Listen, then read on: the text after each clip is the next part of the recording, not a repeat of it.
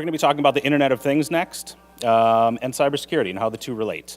I'll note a reminder that this is the strategic track that you're participating in today.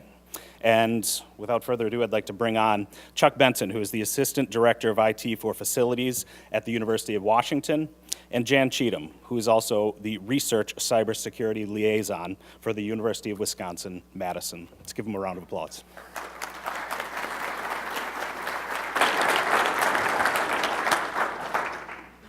Y'all hear me okay?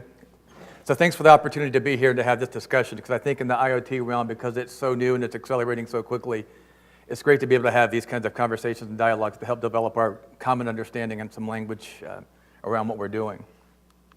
So just to start off, we have two UWs here, and I just want to acknowledge there's time I'm saying UW and I'm thinking University of Washington, and no one else is. So I will try not to do that, but I just wanted to point that out. So brief bit of background on me. I've been at the University of Washington for about 15 years. The past 5 or 6 years, I've run IT for facilities. I've also chaired a service management board for central IT. I've chaired a number of task forces related to IoT. Had a chapter in the book come out last summer. I've got some articles. Oh, by the way, that's the Kubo magazine, the Kubo Business Officer. That's feature just came out yesterday. It's all IoT, and there's some stuff in there as well. I'm writing a book. I got a blog. An interesting one that's that top right. Last spring, I testified before the U.S. China Economic and Security Review Commission on IoT. It was IoT in the context of 5G, because 5G was and still is a hot topic, but IoT is seen as a big driver of that. So that was a phone call, went to an email, then all of a sudden I'm being flown to D.C. in front of a bunch of commissioners. That was an interesting experience.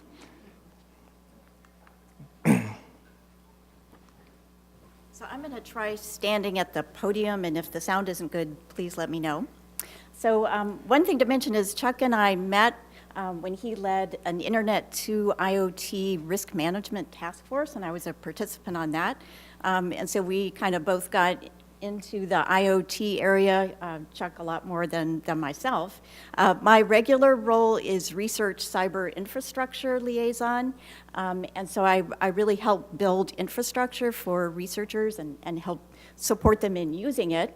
In IoT and research at the UW-Madison, we have an IoT research center on campus. We have a number of wireless city and smart city initiatives, and we have the Cloud Lab initiative, which has some aspects involving IoT. So what we'll do today, we'll give an overview of IoT and how IoT is different from traditional IT systems or enterprise IT systems. We'll talk about what IoT systems that we see in higher ed, which are a lot, and some considerations for managing IoT security risk, and also looking at what does a successful IoT system implementation look like. And Jan will talk about some checklists and resources. This checklist is one we developed with the Internet 2 Task Force, and then some just a starter set of recommendations. Is it okay if I'm down here? So I kind of like to move around. So there's, in my mind, there's 6 things that make IoT systems different from traditional IT systems. One is just the raw scale, just the raw number of devices. Remember, the T in IoT is that thing. It networks, it computes, and it interacts with the environment in some way. So it is indeed a computer. And so the projections have varied over the past few years, but generally it settles out around the low tens of billions of new devices that are coming into the world. So the device count is high and the rate of growth is high. It looks, at least for the next few years, to be exponential, and I think we'll see the same kinds of things at our institutions and cities and corporations. Second thing that makes it different is the variation. There's so much variability of devices. There's so many different kinds of things, from energy management devices to medical devices, our Fitbit devices, to research systems. There's so many different things. And then there's also variation within each of those devices, and that gets to the supply chain question, some supply chain risk. Within each device, there's multiple components. There's hardware components and multiple software components, and they can all be coming from different places. So there's this huge amount of variability within the IoT space, and it's all very new. And that leads to the third thing. We don't have great language for this yet. We don't, when we talk about it or try to talk about it within our institutions, We don't have good language. It's not like it's this kind of old school thing we've been talking about. It's new, and none of us are quite sure what it is. So that's one of the important things we'll be talking about later, is to work to develop that language and common understanding so we can begin to get in a place where we can mitigate risk. A fourth area, and this is a big one, is that IoT systems tend to span multiple organizations within an institution. So these systems aren't all coming in like through central IT and going through some kind of rigorous vetting process and then getting deployed in some kind of known way. These systems are showing up in a number of different places. So for example, I'll use a research example. We have a big new lab that's gone into UW. It's got a lot of IoT systems in it. But it's a lab all by itself, and there's a lot of IoT systems being built in. But in the course of that, like planning and budgeting were involved, capital planning and development was involved, facilities is involved, central IT is involved, local IT is involved, countless vendors and subcontractors are involved. And the CISO's office, risk, compliance. So there's all these organizations. One of the things that comes up is it creates these gaps. It creates these gaps where accountability and ownership can fall through, and it does. Because no one's quite sure who owns the whole thing, and who's accountable for the whole thing. Excuse me. Another aspect that makes IoT systems different is that these devices can be out of sight and out of mind. It gets back to that T in IoT. It's there's some around here. There's some with all this AV stuff that's here. There's devices there, but we don't think about those as computers. But they're full-on computers. They're full-on computers and they're networked. They also happen to be interacting with the world in some way. But on their own, they are indeed computers, but we don't think about them. We think about our phones. We think about a rack of servers or VMs in a data center or what's on our desktop. But we don't think about all these kind of point things that we are bringing into our campuses and institutions by the thousands or tens of thousands or more. And finally, there's a lack of precedent for implementation. Because it requires coordination across all these other organizations, we're not very good at it. When I say we, I'm not just picking on my UW, it's all of us. When Jen and I led that task force, there's other institutions that have got the same kinds of problems. So we're not good at working together on these kinds of problems because there's just not much precedent for it. And that creates issues regarding how it gets implemented and how it gets managed. So an interesting thing in this space is that as these two very different cultures come together, you got the traditional IT culture, traditional, right, so maybe 3 decades. But then you have on that far right side there, you have traditional engineering, some of the trades like electricians, carpenters, plumbers. They're involved in deploying IoT systems or pieces of IoT systems, and they're very, very different. They've been around. Some of those have been around for certainly decades, maybe centuries, and use the carpentry example, millennia. So they have very different histories. And what's interesting, because they have to come together, they even perceive time differently. So people that are in facilities management groups, which is what I do, I run IT for facility services at UW, University of Washington. There's people that manage these buildings, that put these buildings up, they think in terms of decades. Because it makes sense, right? Because you put up a building, you're going to service it and support it for decades. That's the idea of putting up a building. On the IT side, we're used to thinking in terms of months, weeks, days, minutes. And it's just conceptually, time-wise, the culture is just very, very different. Another aspect is change. And if you're talking to a facilities person that's in charge of running a building and keeping it operating, you could be on campus and point to a building, and they'll say, if there is heat getting to that building, if there is electricity getting to that building, you don't touch it. You just leave it. You leave it alone. But on the flip side, the IT culture is patch, patch, patch, patch, patch. We're always changing stuff, right? We're always changing our configurations, and we're used to that. So that's a very different cultural thing, too, when you come together and you start working together.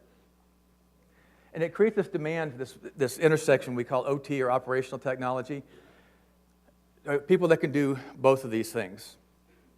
Because electricians typically haven't been trained to go configure a device that's in a closet somewhere, or that's in a boiler room, that's actually a computer, and there's a full-on Linux computer in there.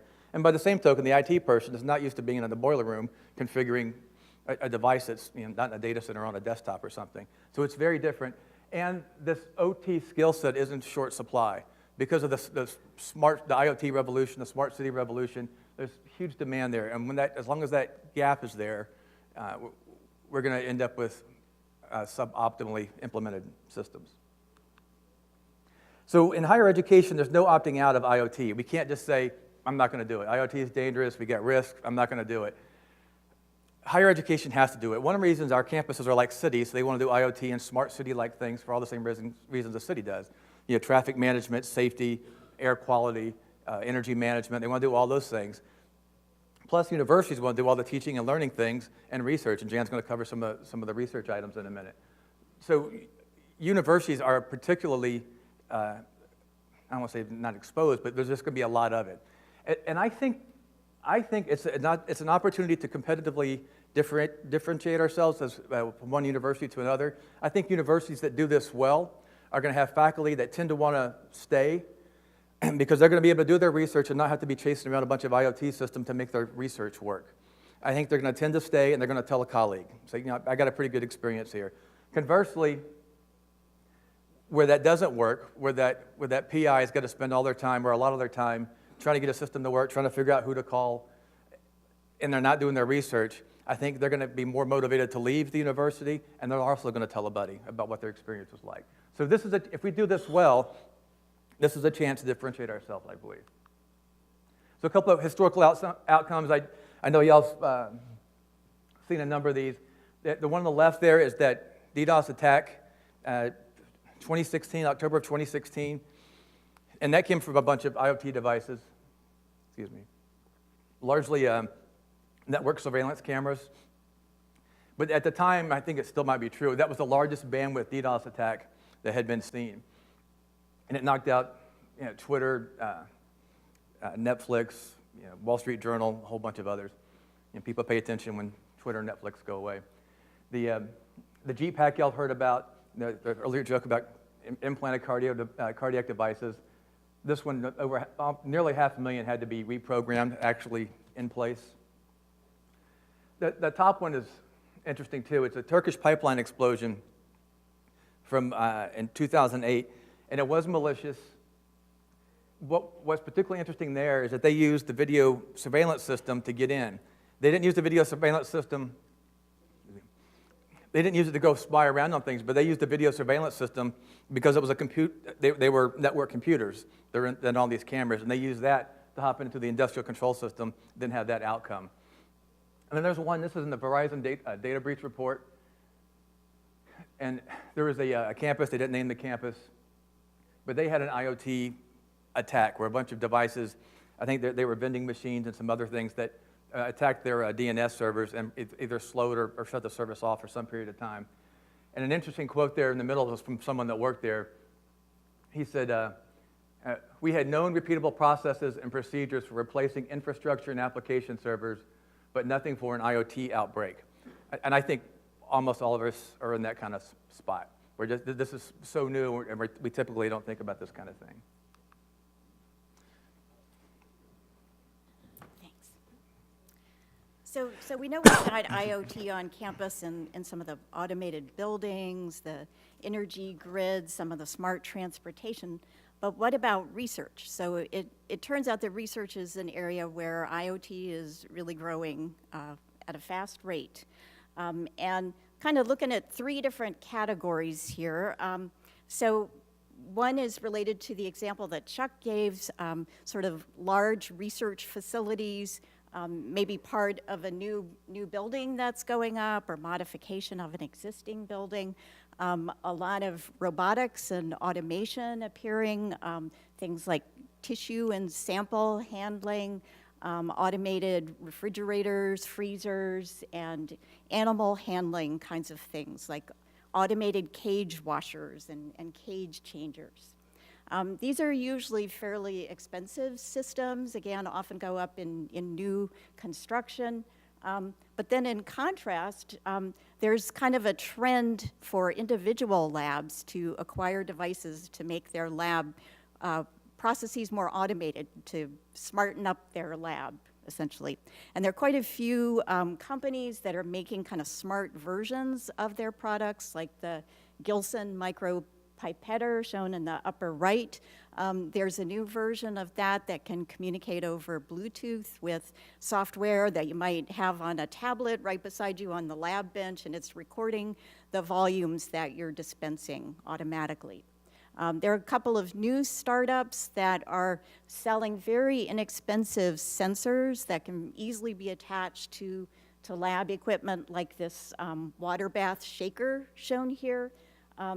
These are usually things for like carbon dioxide, temperature, humidity. So there are ways of kind of understanding what the environment is that the conditions were during an experiment. These are usually pretty inexpensive devices, usually probably under $1,000, I'm guessing, or maybe somewhere in that range. They sell them as kind of DIY kits, give people instructions on how to install them, how to attach it to your network. And I noticed one company in their DIY kit said, if you can't figure out how to attach it to your network, send us your IP address and password and we'll attach it for you. So these are sort of a growth area. There have been a lot of review articles in scientific literature about these kinds of tools and kind of the pros and cons of using them. And then a third area is the area of kind of remote and agricultural sensing. A lot of interesting things happening maybe in the outdoor space right on campus, or some of the agricultural research stations off campus, or even in remote parts of the world. So for example, smart cows with tags with sensors on them, monitoring their whereabouts or their feeding activities, drones flying over agricultural fields with instruments measuring things like crop performance. The middle picture is a sensor deployed at a volcanic site.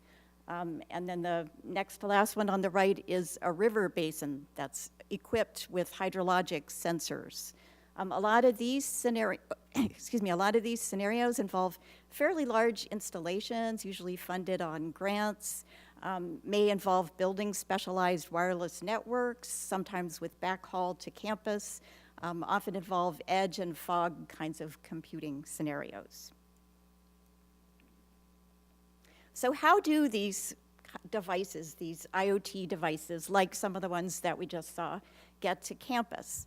Of course, there are a lot of devices that are personal purchases that people are wearing or bringing onto campus every day. So a lot of them just walk onto campus, fly under the radar of campus. But then some are purchased through institutional procurement methods. So some are small enough, that they don't need to be contracted, and they might be paid for off of a departmental credit card. Perhaps some of those little attachable sensors that we saw. Others maybe go through a procurement, a contractual process. Others may be part of a new construction or facilities kinds of projects. And so generally it's ad hoc, though, how these things get attached to the campus network.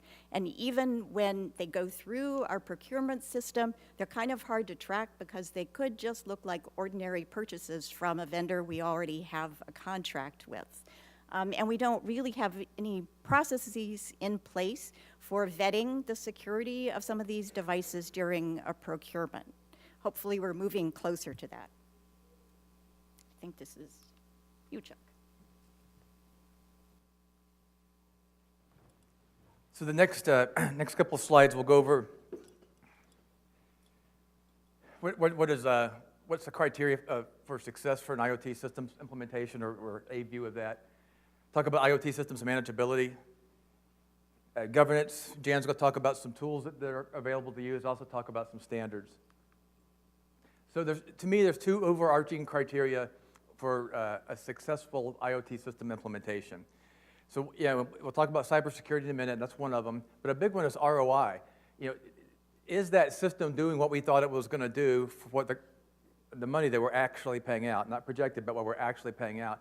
And that's actually a little bit complicated to figure out. Because did we know what we expected it to do? For all the constituents that are involved, from the PI, the researcher, for example, the central IT, the local IT, a regulatory person, they might have all had different expectations of what they thought that system was going to do.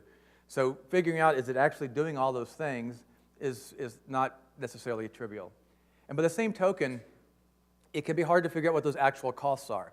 because some of the costs could be borne by different groups. For example, there might be some shop and facilities that have suddenly picked up support of 150 IoT devices, and they didn't even know it was coming. They certainly didn't staff up for it. They didn't have a chance to change their schedules around. They didn't. But now this is in their plate. So it can be. It's not impossible, but it could be some work to figure out what those actual costs are. So a measure of success is, are you actually getting the ROI that you thought you were going to get? Then another one, of course, is cybersecurity and cyber risk. Did we make the institution or city or corporation worse in the course of putting this in? Did we just have a vendor, and I'm not knocking vendors, we have to, that's an important relationship, but did we not manage it in a way, and a vendor just came in and installed 500 devices, left the default passwords on, left unnecessary services on, didn't write down what really everything is, where's the firmware versions, what is it, where is it? That's not good. It's like, kind of inviting the vampire in. It's like we brought all these things onto our system and we don't really know much about it. And we really increased the attack surface, both internally into our institutions as well as out to our neighbors. So the rate of growth for IoT devices, it's, you read the literature, at least for the next few years, it looks exponential, which looks kind of like that. And that line below it that's kind of orangish, that's when I made up, that's our ability to manage these devices and to manage these systems. Not whether it's linear, I don't know, but it's certainly not that one. It's not growing up like that. It might be going down, I don't know. But the thing is, as we go further and further this way,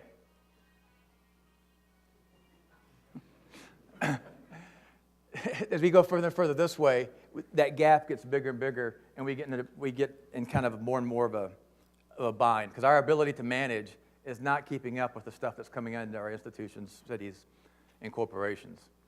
And another look at that, see, if you take that outer ring, that's all the stuff, all the IoT stuff that's coming on, whether it's systems that are purchased in a number of the different ways that Jan was just talking about,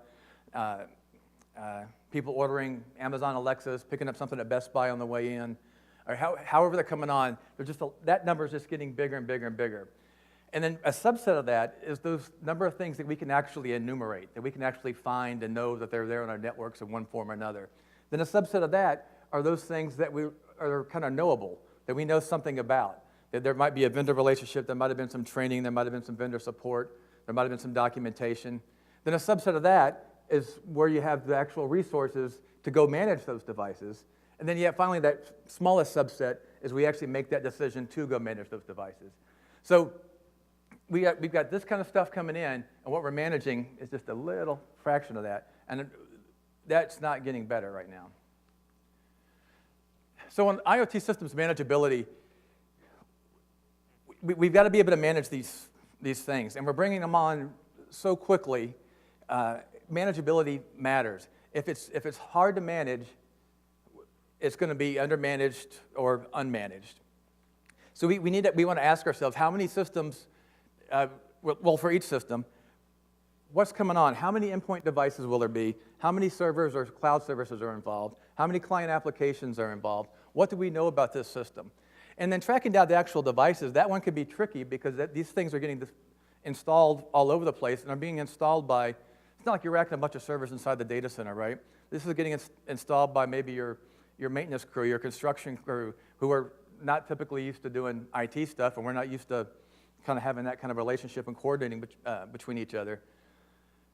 And when we bring the systems on, who owns it? Who owns the whole thing, or who owns different parts of it? I mean, I've been in meetings where, like lighting controls, for example, we're talking about this. We're going to bring on this lighting control with this vendor, and this guy here in the meeting, this guy here in the meeting, and guys being women and men, as I say guy, are going to control these different, or do these different things. And let's say, oh yeah, and support will be the facilities maintenance people who aren't in the room. Like, so they don't even know they're about to own this thing, and now they own it. And that happens not uncommonly. Excuse me. And then the other thing, too, because there's so many of these things out there and the demand is so high, how many more do we think we're going to get? Let's try to project out a little bit. Okay, we're about to install 1,000 energy management sensors here in the next 12 months. Well, how about 18 months after that? How much new stuff are we going to bring on? And again, the people that you think are the owner, do they know they're the owners? I mean, is that clear? In most cases, it's really not. And then on manageability too, so these systems, like for example, there's one I can think about that does air quality testing in a big lab. And the reason for doing the air quality testing is that it's actually an energy savings objective. Because if without the air quality testing, you have to do tons of air turnovers throughout the building. You just could be blowing air throughout the building all day long. So the idea is like if you sample the air and only turn over the air when you need to, you don't have to run the blowers all day. But that's a large, complex system, and there's also a big regulatory part of that. So there might be the PI or someone on the PI staff that's running this part of it. Is it doable for them? I mean, is it something that they can actually do, or does it require some kind of techno speak that's not doable? So we want to find out what parts are manageable and what parts aren't, and we can use this as a differentiator when we're looking at different vendors. Because the management piece can, again, cross many different organizations. There could be like the end user themselves, like the PI's lab, someone in the facilities group, maybe someone in the capital group, central IT, maybe in someone local IT. Who's got what part? And we can ask things too, like, is there a patch plan? We all, these kinds of things. Of course, we all patch everything. That I don't think that problem's been solved yet. There's lots of stuff that gets out there, especially when you start getting it out there in the tens of thousands or hundreds of thousands. Like, where everything is and everything's getting patched. That's still open, I think. So these systems that are difficult to manage, at best case, they're going to be undermanaged, and worst case, they're going to be unmanaged. And when that happens, that's when from the cybersecurity realm, we're just deploying hundreds or thousands of devices that we really don't know what the configuration is. We might not even know they really all are. So I can tell you a little bit what we've done at the University of Washington to work on this, because I have run, and not that this is all the right thing to do, but I can tell you what our path is and where we are and where I think we're heading. But 5 years ago, we started this task force called PICS, Protection of Industrial Controls. And the IoT buzzword was just starting to come out at that point. But that was set up through, we have a PASS council. PASS is Privacy Assurance and System Security that our CISO set up with a bunch of other university leaders to look at these kinds of issues. So a subcommittee was set up out of that looked at IoT initially. And what's important, I think, here is one of the things that's important is the membership. So it didn't want the group to be too big because big meetings get unwieldy. But we wanted to have some people from across campus. So we had a representative from Environmental Health and Safety, Health Sciences Administration, CISO's office, Planning and Budgeting, Facilities. And you get together and you start having initial conversations about these systems. And it's pretty effective because you have these different, all these people have different views of the world, but you're talking about the same kind of system. And that's a good step to start to develop some of that language and common understanding. And then we've, for the past 2 years, I'm finishing this one up now, I chaired this task force that did something similar, except it was at kind of at a higher level. So these are executive directors and AVPs. Our University of Washington Regents were briefed at the beginning and have been briefed at the end. They want ongoing updates. So that was a great thing, was to get this kind of topic up at the Regents level to say this is indeed one of the risks that we deal with at the university. We had an AVP of research, we had our central IT group, facilities, our AVP for privacy, our minor and major capital planning, CISO. We have a separate CISO for our medical part, UW-Madison CISO, Health Sciences Administration. And one of the things we've recommended for that is to have an ongoing permanent oversight committee, or to actually stand up a small group that does IoT oversight for both proactive and reactive stuff, which I'm hoping that's the direction it goes. The first one's a little bit easier because it doesn't require funding, but you don't get as much done because everyone's so busy anyway. I'm hoping we can stand up a small team and be able to go after some of these issues that we're talking about. Another thing that we've done, as Jan mentioned earlier, I chaired that Internet 2 task force. So we had a bunch of universities there, both of our universities, Cornell, Virginia Tech, Clemson, University of Pittsburgh, some other ones. And then back on the local level, one thing I've done in facility services, I started this Facilities Critical Infrastructure, IT, and Information Management meeting. And what that was, when I brought in people from maintenance, construction, engineering and operations, facilities IT, finance, energy conservation. A lot of what that was to get, am I doing okay on time? Okay. Was to start to talk about risk, information risk, and technical risk with these guys. Because that's not usually the world. They're thinking about their operational things and their own kinds of risk. But to start to get that language in there, and you know how it is, you got to lay it in easy, because you can't come in going, you better, this is all messed up. That doesn't fly. You start laying in concepts easy, and then you iterate. Over time, we have a monthly meeting and have another one, you bring something else up, and you bring something else up, and get a little discussion. Then after a little bit of time, I was starting to get phone calls, or people, well, a little bit of trust had gotten developed, and people are starting to share some information. So I think that's been effective. Now, a really fun one is this advanced metering team. So now we've got several thousand metered points on campus that stems from a smart grid project. Went for 5 years, and this is an extension of that, where we sample power all across campus. And on this team, we have our HVAC engineer, he's a mechanical engineer, power distribution engineer, he's a double E, facilities IT is me, energy conservation, and energy management smart grid contractor. We have 2 of those.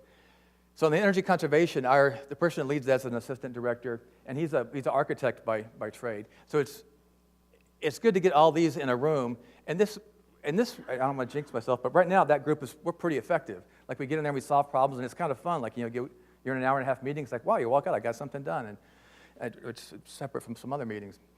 But that took some maturity. I mean, that took some maturing to get to that place. We had 2 or 3 years ago, I wouldn't have said that. We were bumpy. We were not super effective. But it took a while to get there. And then finally, this last one, the Facilities Asset Data Review Committee. This is not so much IoT, but this has to do with how facilities, there's all these assets in buildings to manage, from blowers and HVAC pieces and whatever. That's a whole industry all by itself is managing those assets.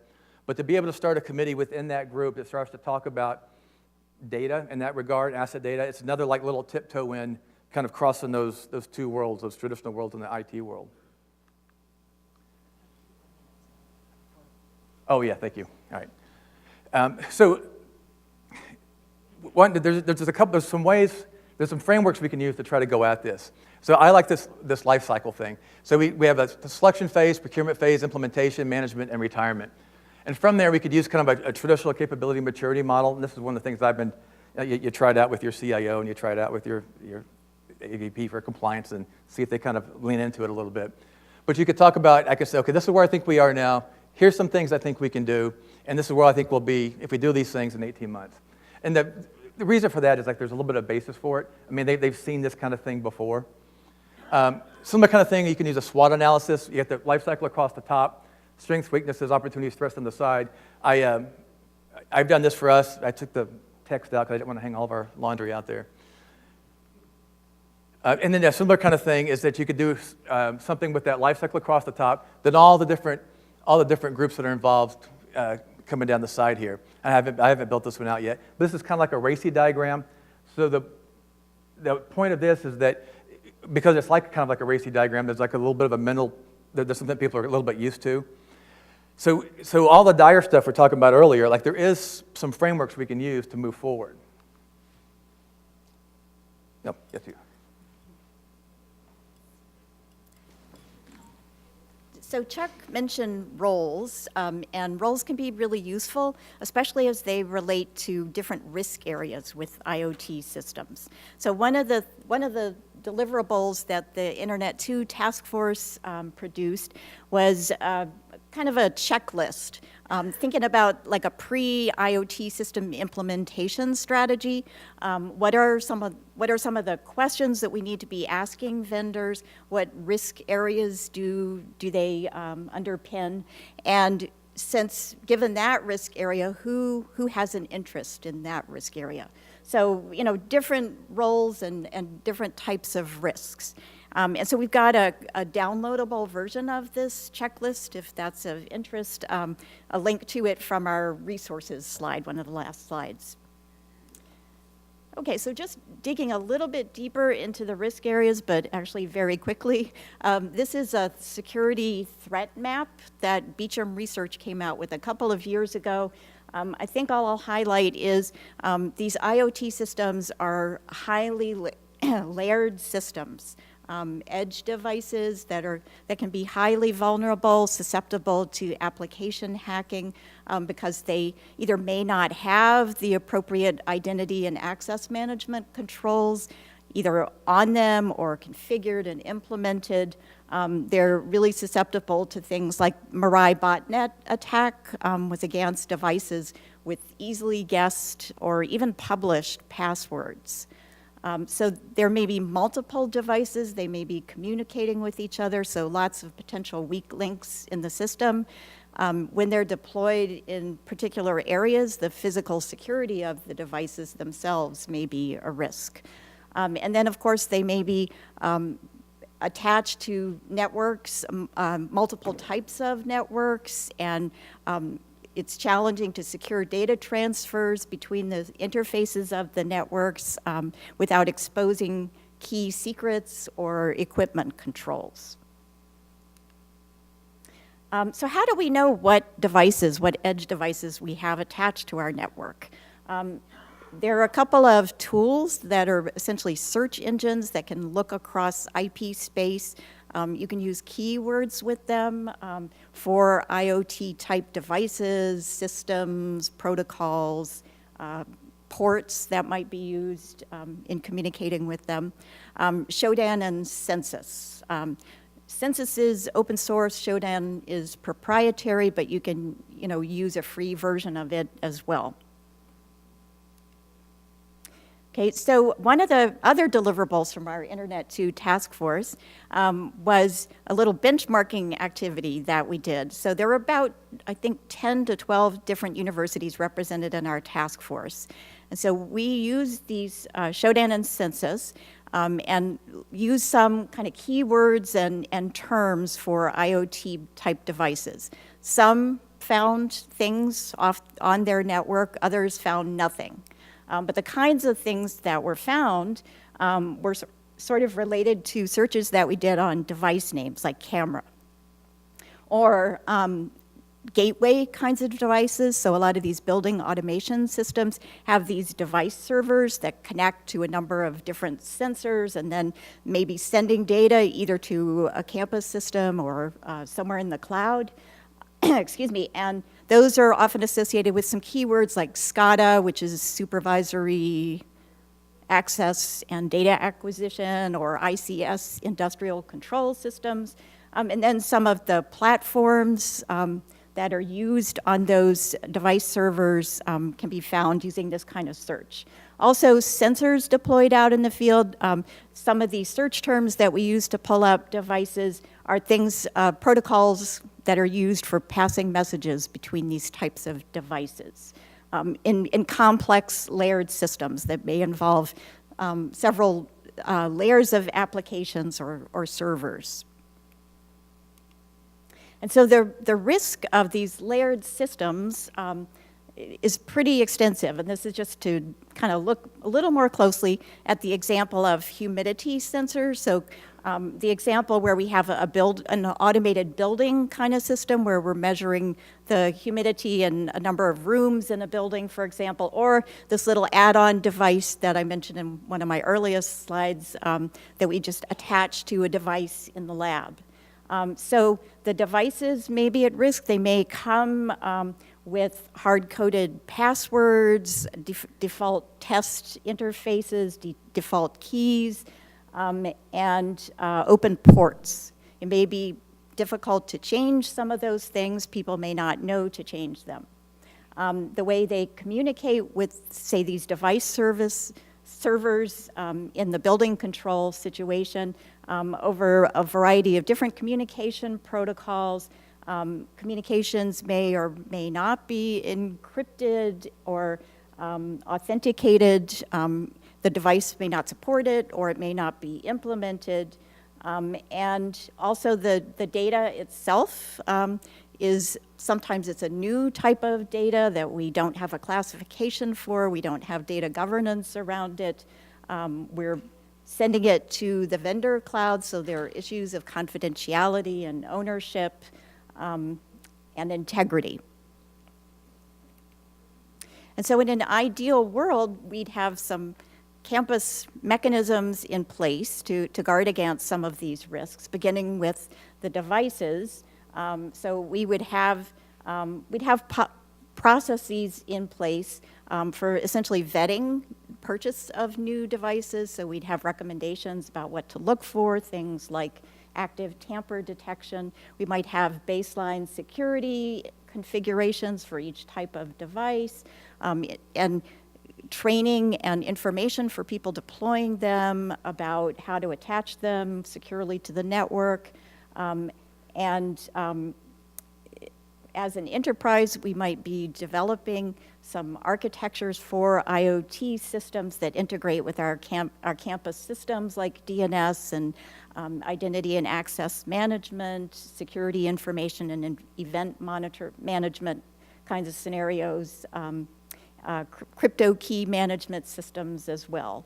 And we would have procedures for bringing new IoT devices online and ways of training end users, et cetera. Okay, thinking about standards, perhaps there's room for some cautious optimism. NIST came out with a draft interagency report on the status of IoT cybersecurity standards just this past February. And they looked at about 11 different cybersecurity areas and rated the standards as either more mature or less mature. And some of the areas, I guess, that are looking pretty good would be cryptography. So I guess they think that there are cryptographic standards that could be applied in a lot of different device types, or in the case of highly constrained, low power kinds of devices, there's work being done on some lightweight cryptography for that. Identity and access management, they seem to think we have some pretty good standards. We need to review them for their fit with IoT scenarios. But then in the case of things like cyber incident management, we really don't have existing standards. And for things like support for patching or remote remediation of devices, hardware and software assurance kind of lagging behind because we really need new practices for detecting and avoiding malware on these types of devices.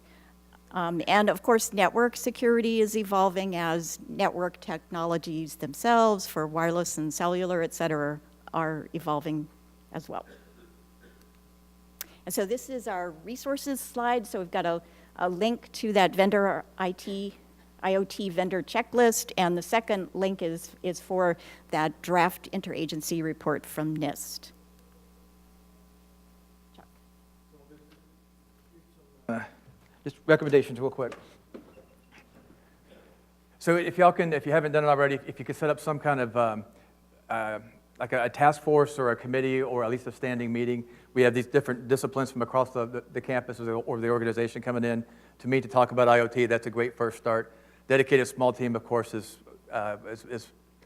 great with the funding there. But socializing these IoT concepts, talking about it in these different disciplines can help to build some of that language and those conceptual frameworks to work with. The network segmentation management part, I'm going to leave out now for time's sake, but we could talk about it later if someone's interested. Another thing to do is to start some dialogue with procurement, to start to identify what systems that you might be able to catch as they're coming through the procurement process. And finally is to monitor standards, IoT standards. It's still pretty nascent, but to monitor them as they continue to evolve. So that's it. I think we're out of time. We're happy to do questions on the side or whatever. The question was, are some of the big companies, the Johnson Controls, the Siemens, like that, are they trying to do a better job with this, or is that not on their roadmap? I think it's incrementally better. I think the bigger challenge is that I think us as institutions, we're not demanding it. We're not saying this is part of the deliverable. Don't show up and deliver me a bunch of default password stuff. So I think there's some movement there, but I think us as the consumer have got to drive that and make that part of the purchasing process. Yeah, and I think vendors are a little bit perplexed themselves at the way these systems are sort of growing. I was out at Johnson Controls and talking to some folks a couple of years ago, and their customers, are always want more kinds of features and so forth, and they were sort of complaining that their customers don't really have an idea who's going to manage what in these systems, and that handing these off once they've set them up is actually pretty challenging for them as well. Well, thank you, guys. Thanks very much.